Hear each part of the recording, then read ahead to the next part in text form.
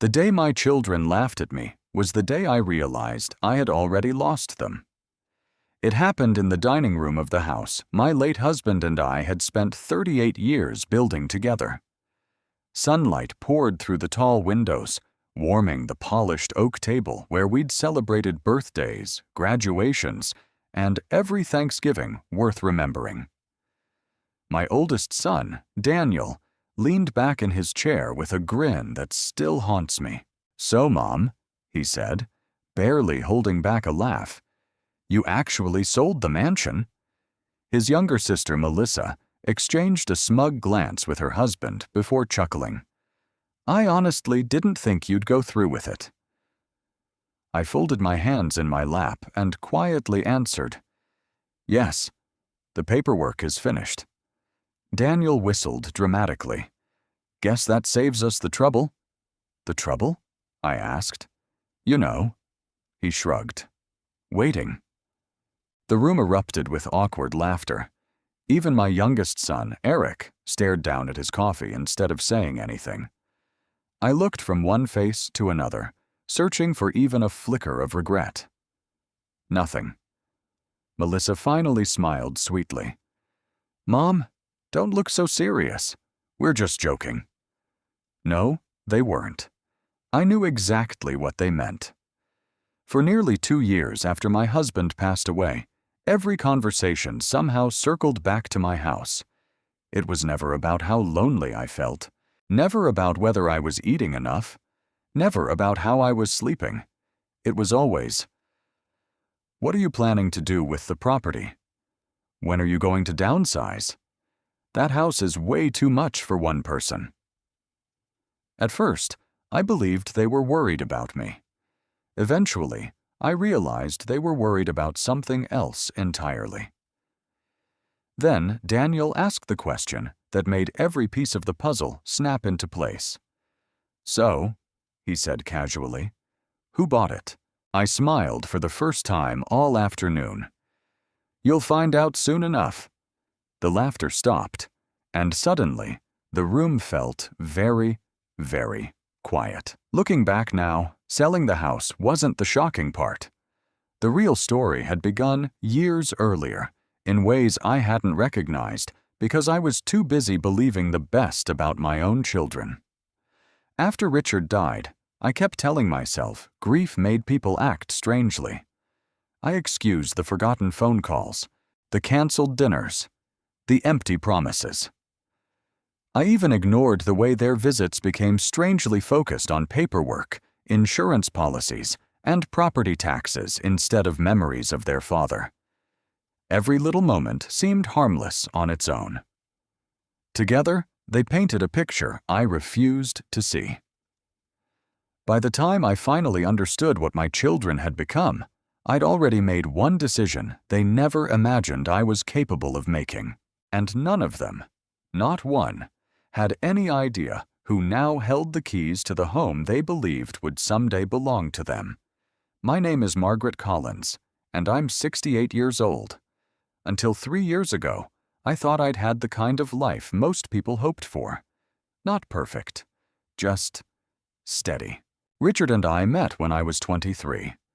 He was a high school history teacher with worn-out shoes and a smile that made everyone feel important. I was a young accountant trying to prove myself in a firm where women still had to fight twice as hard to be taken seriously. We didn't have much money. Our first apartment was so small, we joked that if one of us sneezed, the other had to say, "Bless you," from the kitchen. Still, we were happy. When Daniel was born, Richard picked up tutoring after school while I worked part-time from home.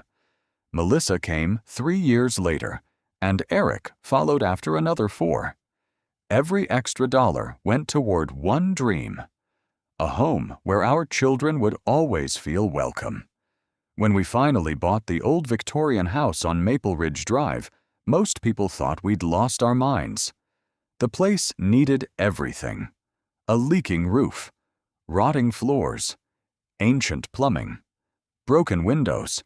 Richard looked at the crumbling porch, squeezed my hand, and whispered, "One day, this will be the heart of our family."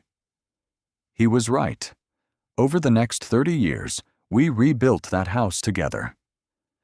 Weekends disappeared into painting walls. Summer vacations became landscaping projects. Christmas bonuses turned into kitchen renovations. Every room carried a story. Daniel carved his initials beneath the attic window when he was 12. Melissa insisted every guest bedroom have fresh flowers because Grandma likes pretty things.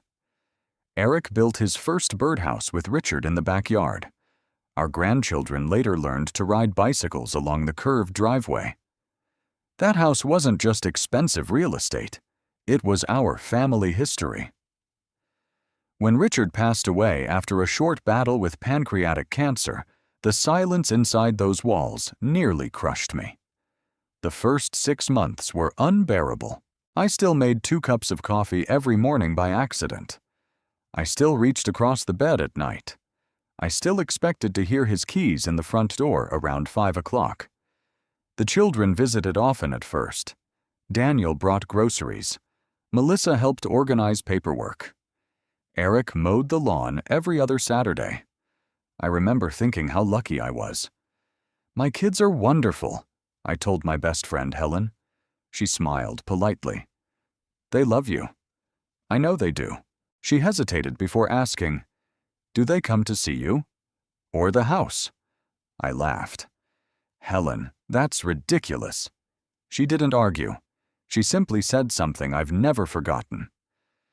Sometimes love and expectation look almost identical until money gets involved. I dismissed it immediately. After all, these were my children. I'd raised them to be kind, to work hard, to value people more than possessions. How could I possibly believe they saw me as an obstacle standing between them and an inheritance?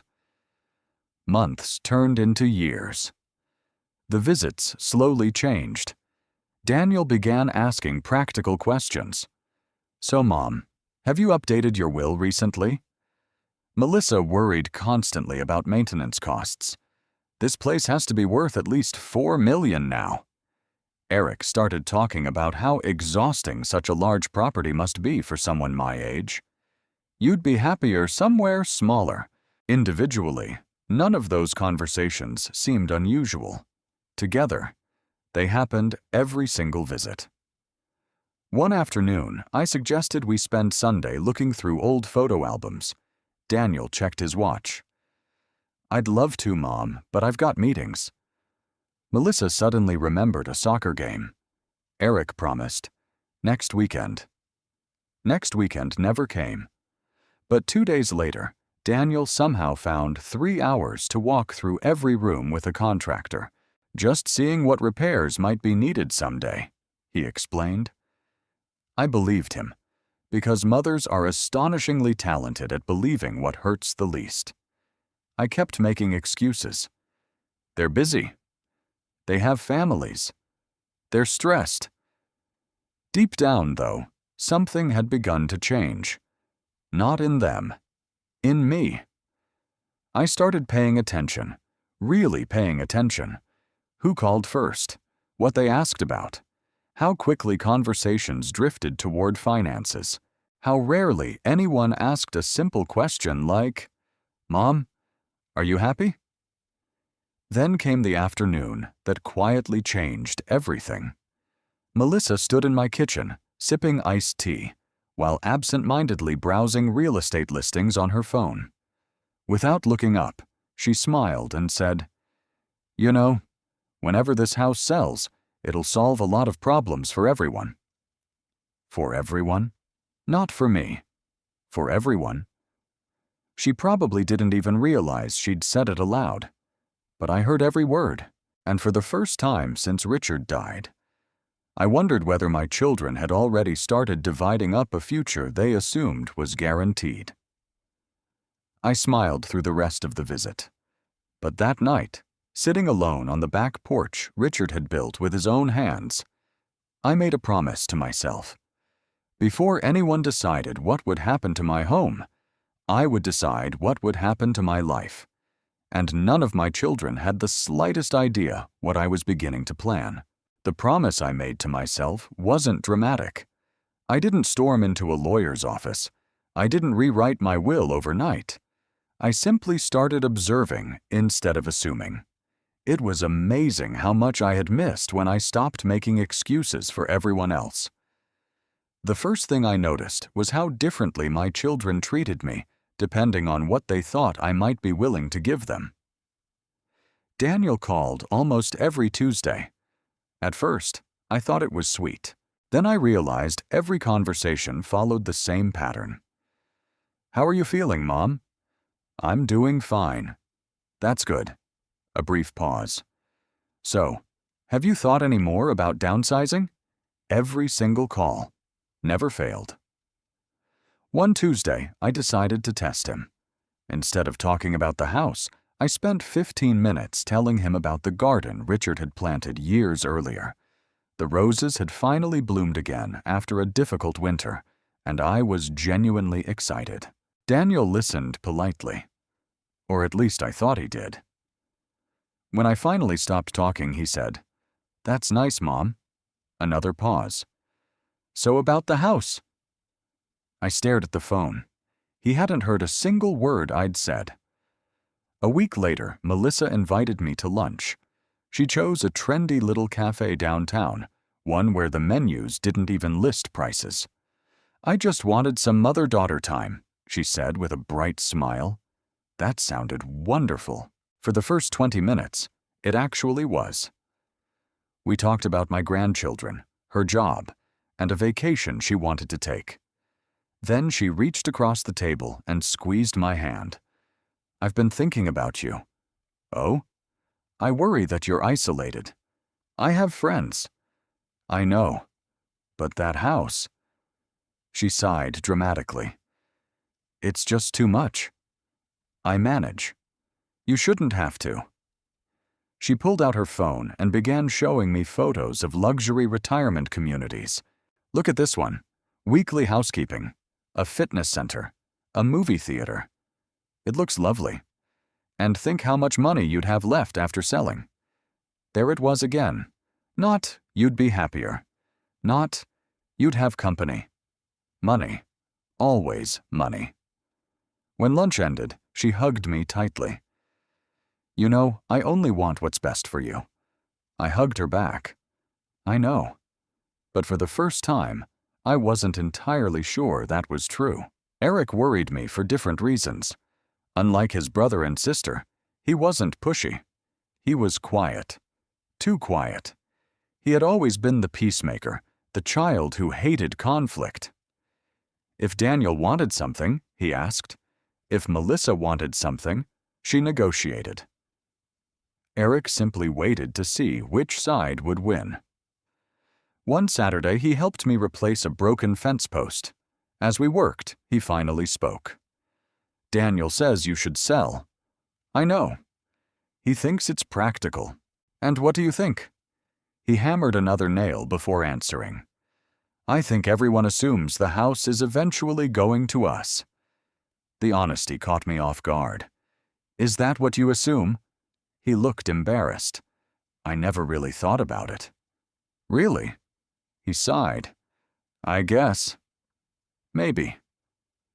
At least he admitted it. That was more honesty than I'd received from the others in months. Long afterward, Daniel invited everyone over for a family barbecue. The backyard buzzed with grandchildren chasing each other while hamburgers sizzled on the grill. Everything felt almost normal. Almost. Then I overheard a conversation I was never meant to hear. I had gone inside to refill my glass of iced tea. Daniel's voice drifted from the kitchen. "We'll probably have to renovate before selling." Melissa answered casually. "Definitely tear out the old kitchen." I froze. Daniel laughed. "Mom always loved those cabinets." "They're outdated." "What about the library?" Eric asked quietly. "It's wasted space," Melissa replied. "I'd turn it into a home office." I stood perfectly still. They weren't discussing a hypothetical house. They were redesigning mine, the home I still lived in. the place where their father had built shelves by hand, the room where he had spent every evening reading to them. I walked back outside before they noticed me. Nobody realized I'd heard a word. A month later, Daniel asked for copies of my insurance documents. "I work in finance," he said. "I just want to make sure everything's organized." It sounded reasonable, until he specifically asked about the appraised value, then about property taxes, then about capital gains. He knew more about selling my house than I did. "Why are you asking all this?" I said. He smiled. "I'm just planning ahead." Planning ahead. Those words echoed in my mind for days. Planning ahead. For whose future? Certainly not mine. The final warning came from someone outside the family. My neighbor, Tom, had lived across the street for nearly 25 years. One evening, he waved me over while I was checking the mailbox. "Can I ask you something?" "Of course." "Are you moving?" "No." He frowned. "That's strange." "Why?" "I saw your son showing the property to someone yesterday." My stomach tightened. "Showing the property?" "Yeah, nice-looking couple. He was pointing out the backyard and talking about lot size." I felt the blood drain from my face. "What time?" "Around 3. I hadn't even been home. I had spent the afternoon volunteering at the community food pantry. Daniel had my spare key. He'd told me he needed to pick up some old family photographs. Instead, he had brought strangers into my home, without asking, without telling me. That night I called him. "Oh," he said casually. "It wasn't a big deal. It was my house. They were just friends." "What kind of friends?" "They invest in real estate." Silence. Then he laughed. "Mom, relax. I was just curious what someone might offer someday." "Someday?" He said it so naturally, as if someday belonged to him. I barely slept that night. A week later, I changed every lock in the house. None of my children mentioned it, at first. Then Daniel stopped by unexpectedly. His key didn't work. He rang the bell. When I opened the door, he held up the useless key. "Did you change the locks?" "Yes." "Why?" "I wanted more privacy." His smile disappeared for just a second. "You didn't tell us." "I didn't realize I needed permission." He laughed awkwardly. "No, of course not." But his eyes told a different story. For the first time, I saw something I had spent years refusing to recognize. Not concern, not disappointment, possession. As if I had taken something that already belonged to him. That expression stayed with me long after he drove away, and that was the moment I finally accepted a painful truth. My children no longer saw the mansion as my home. They saw it as their future asset, and the more certain they became that it would one day be theirs, the less they seemed to notice the woman still living inside it.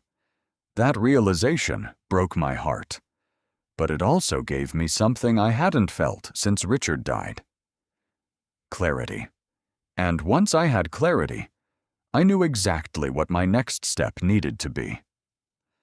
The Monday after I changed the locks, I made 2 appointments. The first was with my attorney. The second was with a real estate agent. I told no one, not even Helen, especially not my children.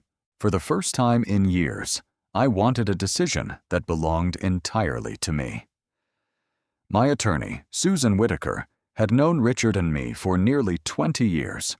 She welcomed me into her office with a warm smile, but the moment she saw my expression, she closed the file she'd been reading. "Margaret," she said gently, "what's happened?" I took a deep breath. "I need to know something." "Of course. If I sell my home, am I obligated to tell my children before I do it?" She looked at me for a long moment. "No." "They've started acting like it's already theirs." Susan folded her hands. I hear that more often than you might think. I don't want revenge. I know you don't. I just want to make one decision without being treated like I'm borrowing my own life. She nodded. Then make the decision that's best for you, not the one everyone expects. For the first time in months, someone had spoken to me as a person instead of a future estate. I left her office feeling lighter. The real estate agent, Michael Hayes, walked through the mansion 2 days later. He admired the original woodwork, the restored stained glass windows, and Richard's handcrafted library. "This house has been loved," he said quietly. I smiled. "It has." He asked the question everyone else had skipped. "Are you ready to let it go?" I looked around the living room. Every corner held a memory. Richard reading the newspaper, Christmas mornings, birthday cakes, grandchildren building blanket forts. Tears filled my eyes. "No," I admitted, "but I think I'm ready to stop living inside memories." Michael didn't rush me. He simply nodded. "We'll move at your pace." That mattered more than he probably realized. The listing wasn't public for another 3 weeks. I expected my children to hear about it eventually. I didn't expect them to find out within 24 hours. Daniel called first. "Mom!" His voice sounded strangely cheerful. "I heard your house is on the market." "I was going to tell you." "When?" "I hadn't decided yet." There was a pause. "You really should have talked to us first." "Why?" "So we could discuss your options." "I already did." "With who?" "My attorney." Silence. Then his tone changed. "You hired a lawyer?" "Yes." "For what?" "To protect my interests." His response came almost instantly. "Our interests, too." "Our, not yours. Our." I quietly answered, "Daniel, this is still my home." He laughed nervously. "Of course it is." But something about the way he said it made my stomach twist. That weekend, all 3 children showed up together. Without calling. Without asking. Melissa walked in carrying pastries, smiling so brightly it almost hurt to look at. "We thought we'd surprise you." I almost laughed. 3 surprise visits in 2 years, all within days of listing the house. What remarkable timing. Daniel spread blueprints across my dining room table. "I've been thinking." I noticed. "If you're determined to move, maybe one of us should buy the house." Melissa nodded eagerly. "We can keep it in the family." Eric remained quiet. Daniel continued. "We'll give you a fair price." "What price?" He named a number nearly $1 million below market value. I stared at him. "That's generous," he said. Generous. He called taking advantage of his own mother generous. "I already have an agent." "You don't need one." "I think I do." "Realtors waste money." "They help me." Daniel leaned forward. "They're helping strangers." I finally asked the question that had lived inside me for months. "Are you worried about me? Or about losing the house?" No one answered. Not one of them. That silence said everything. Over the next few weeks, strange things began happening. Potential buyers canceled appointments. One family suddenly withdrew their offer after seeming enthusiastic. Another said someone had warned them about foundation issues. There were no foundation issues. Michael called me one afternoon. "Margaret, I need to ask something uncomfortable." "What is it?" "Has anyone besides you had access to showing schedules?" My heart sank. "My children know I'm selling." "They've spoken to buyers." "What?" "Apparently your son introduced himself during one showing." "Daniel." "He told them the family was considering legal action." I could barely breathe. "There isn't any legal action." "I know.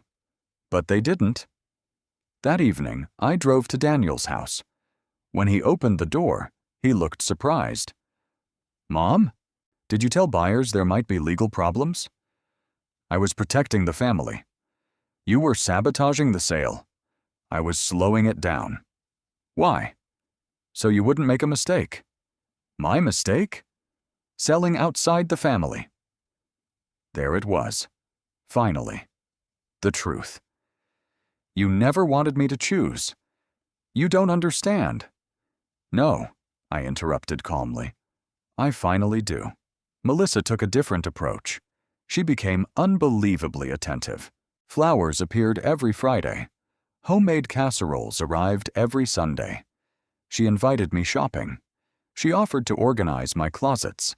She even suggested weekend spa trips. A younger version of me would have been thrilled. This version noticed something else. Every act of kindness came with paperwork. Since you're organizing things anyway, have you thought about updating beneficiaries? Maybe you should simplify your estate. You know, probate can get complicated. One afternoon, she casually slid a folder across my kitchen table. What's this? Nothing major. I opened it. A transfer agreement. If I signed it, the property would be placed into a family trust managed by Daniel. I looked up slowly. You brought legal documents into my home? It's just planning. For whose benefit? She couldn't answer, because we both knew. Only Eric seemed conflicted. He started visiting alone.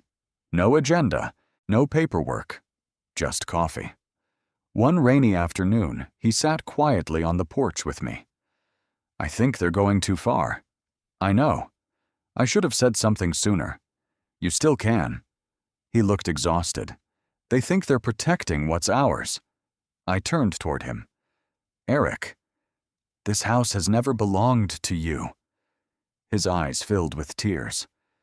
I know. It was the first genuine conversation we'd had in years. But even then, he still didn't stop them. He simply watched. Sometimes silence isn't neutrality. Sometimes it's permission. Then came the phone call that changed everything. Michael sounded excited. I think we've found the right buyer. I smiled. Tell me. They're offering full asking price. My eyebrows lifted. Already? They love the house. Do they know it's an older property? They specifically wanted a home with history. Something about those words made me smile. They're paying cash. I laughed softly. That makes things easier. It gets better. They don't want to tear anything down. I closed my eyes. Richard, they weren't buying land. They were buying a home. They want to preserve everything. The library. The gardens, the stained glass, the porch Richard built. For the first time since listing the mansion, I cried from relief instead of grief. Michael hesitated before asking one final question. Should I prepare the contract? I looked around the living room one more time. Then I answered with complete certainty. Yes. I had no idea that within days my children would discover the sale was final. And when they demanded to know who had bought the mansion, their reaction would become the most unforgettable moment of all. 3 days after I signed the closing papers, I invited my children to Sunday dinner. I cooked every one of their favorite dishes. Pot roast for Daniel, scalloped potatoes for Melissa, apple pie for Eric. It felt strangely familiar, like dozens of family dinners we'd shared over the years. Only this time, I wasn't trying to hold the family together. I was saying goodbye to the version of it I'd spent years pretending still existed. When everyone arrived, they seemed unusually cheerful. Daniel brought an expensive bottle of wine. Melissa hugged me a little too tightly. Even their spouses smiled more than usual. I suspected they believed I'd finally come to my senses. Maybe they thought I'd sold the house to one of them without saying so. Maybe they assumed I'd found a way to keep it in the family. Either way, they looked relieved. After dinner, I poured coffee and placed a small envelope on the table. Daniel noticed it immediately. "What's that?" "The closing documents." His smile widened. "So, it's official?" "It is." Melissa clasped her hands together. "Wow. I know." Daniel leaned forward, unable to hide his excitement. "So who bought it?" I took a slow sip of coffee before answering. "The sale has been completed." "I figured." "Payment has cleared." "Great." "The buyers receive the keys tomorrow morning." He laughed. "Mom, you're killing us." Melissa smiled. "Come on, tell us." I looked around the table. 3 children. 3 adults I'd once carried in my arms. 3 people who had spent the last 2 years talking about my home as if I had already disappeared. Then I quietly said, "The buyers are David and Rachel Carter." Blank faces. Daniel frowned. "I don't know them." "You don't?" Melissa looked confused. "So, they're strangers?" "Not exactly." I opened another folder and slid a photograph across the table. It showed a smiling couple in their early 40s standing beside 2 teenage girls. Rachel's arm rested around her oldest daughter. David was laughing at something outside the frame. Melissa picked up the picture. "Who are these people?" I smiled. 26 years ago, Richard taught history at Lincoln High. Daniel shrugged. "Okay." Rachel Carter was one of his students. Nobody spoke. "She grew up in foster care." I continued softly. "She once told your father that school was the only place she ever felt safe." Melissa slowly lowered the photograph. "After she graduated, she stayed in touch with us. You remember her?" None of them did, because none of them had cared enough to notice the people who quietly drifted through our lives. "She became an architect." I smiled at the memory. "David restored historic homes." Daniel interrupted. "What does this have to do with anything?" "Everything." I reached for another document. "They've admired this house for years." "So?" "They promised to preserve it." Silence. "The library stays." I looked toward the built-in shelves Richard had spent 2 winters crafting by hand. "The gardens stay." I thought of every rose Richard had planted. "The stained glass windows stay." Melissa's face began to tighten. Daniel finally asked the question he'd been avoiding. "So, none of us bought it?" "No." His chair scraped loudly against the hardwood floor. "You sold our family home to strangers?" I met his eyes. "No. I sold my home to people who understood what it meant." The room fell silent. Melissa looked horrified. "You didn't even give us a chance." I stared at her. "I gave you 38 years." She blinked. "What?" 38 years to love this house because it was filled with family." I paused. "You only started loving it when you realized how much it was worth." Nobody had an answer. Daniel's face flushed red. "This is unbelievable." "Is it?"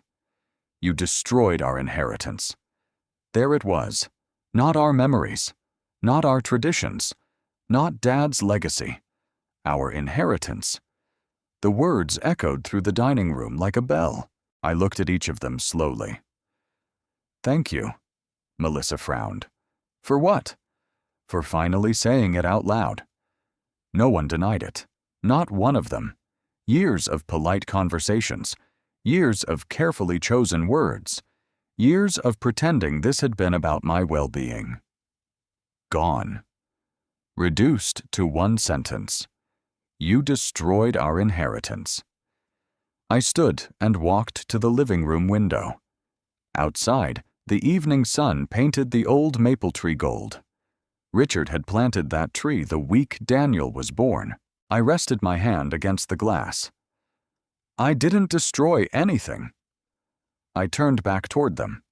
"I simply refused to let my life become something you were waiting to collect." Daniel shook his head. You've chosen strangers over your own children. No. I answered more calmly than I thought possible. I chose people who loved the home without needing to own me. No one spoke. For the first time in years, my children had nothing left to say, and I knew the hardest conversation of our lives had only just begun.